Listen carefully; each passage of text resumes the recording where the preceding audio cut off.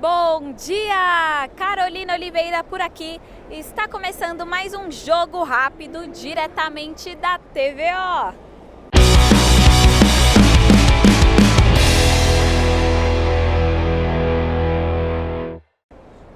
A cibersegurança tornou-se um componente crítico na guerra moderna, onde a tecnologia digital é tanto um campo de batalha quanto uma arma.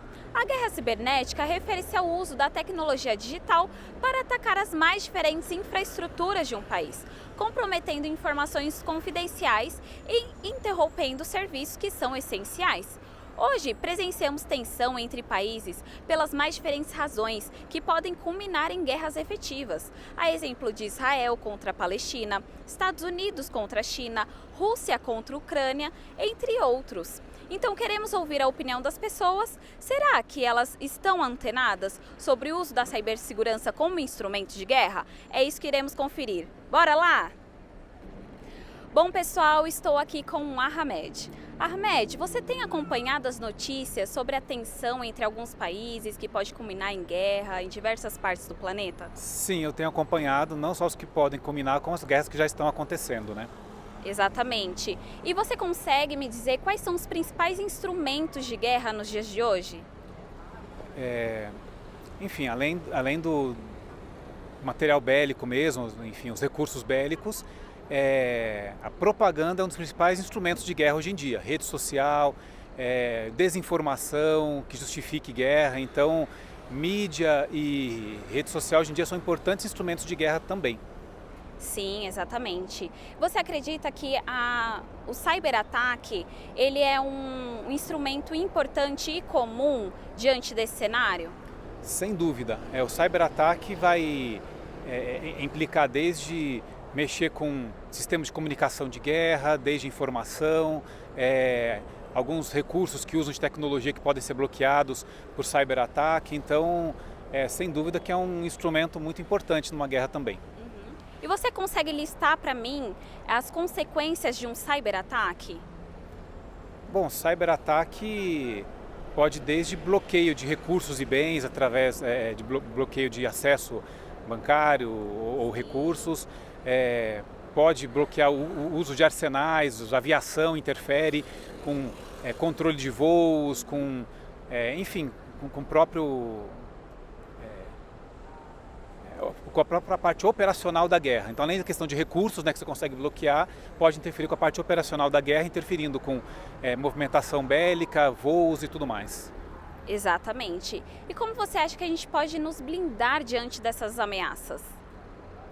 Pois é, da nossa parte, a gente não consegue intervir diretamente nessas coisas que estão acontecendo tão longe da gente. O máximo que a gente pode fazer é checar cada informação que chega para a gente, porque chega muita informação falsa sobre guerra, política.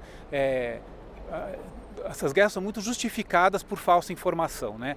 A gente fala da guerra Rússia e Ucrânia, os russos têm plena convicção que está justificada a guerra, né, baseado nas informações que eles recebem. Os ucranianos recebem uma informação totalmente diferente, a gente recebe uma terceira informação.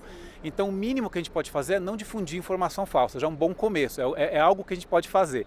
E aí o resto, infelizmente, a gente não consegue interferir tanto. Concordo com você. Obrigada pela sua opinião, pelo todo o relato e agradeço a sua participação. Eu que agradeço a oportunidade, tá bom? Um bom dia para vocês. Bom, pessoal, agora estou aqui com o Kevin. Kevin, você tem acompanhado notícias sobre a tensão entre alguns países que pode culminar em guerra? Sim, tenho acompanhado muito os rumores de guerras, né, que estão tendo entre Ucrânia, Rússia e outros países, principalmente as mortes em Israel, as crianças morrendo, então eu tenho acompanhado bastante. Certo. E quais são os principais instrumentos de guerra nos dias de hoje? Hoje em dia, é que antigamente a gente usava as pessoas usavam muitas armas, os homens criou bombas, mísseis para causar guerra. Hoje em dia, com a tecnologia, eu acredito que a gente pode criar guerras com um simples clique, né? Através de hackers, né? O computador, né, em si. O computador pode fazer muitas coisas, a inteligência artificial pode causar muitas guerras. Exatamente, você tem razão. E você acha que o cyberataque é um instrumento comum e importante diante desse cenário? Hoje em dia, sim, é muito comum, né? hackers tentar invadir bancos, acabar com infraestruturas de empresas, e isso pode acabar alertando os países, né, que estão sofrendo esses ataques desses hackers e começando a ameaçar, né, invadir países, invadir cidades por conta dessas demandas deles. E você pode listar para mim as consequências de um cyberataque?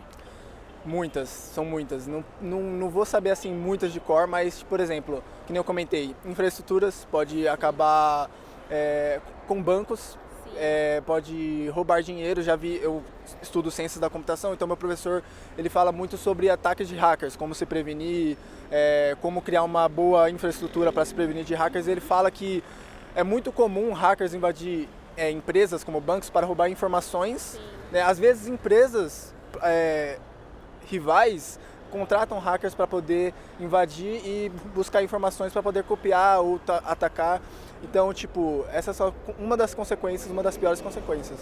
Realmente. E como você acha que a gente pode nos blindar diante dessas ameaças? Então, o país tem que investir muito em programadores capacitados, né, para poder se prevenir, criar banco de dados, criar programas, né, para se prevenir desses hackers, porque um jovem hoje de 15, 16, 17 anos, se ele for muito esperto, ele consegue hackear uma empresa fácil. Já teve muitos casos assim.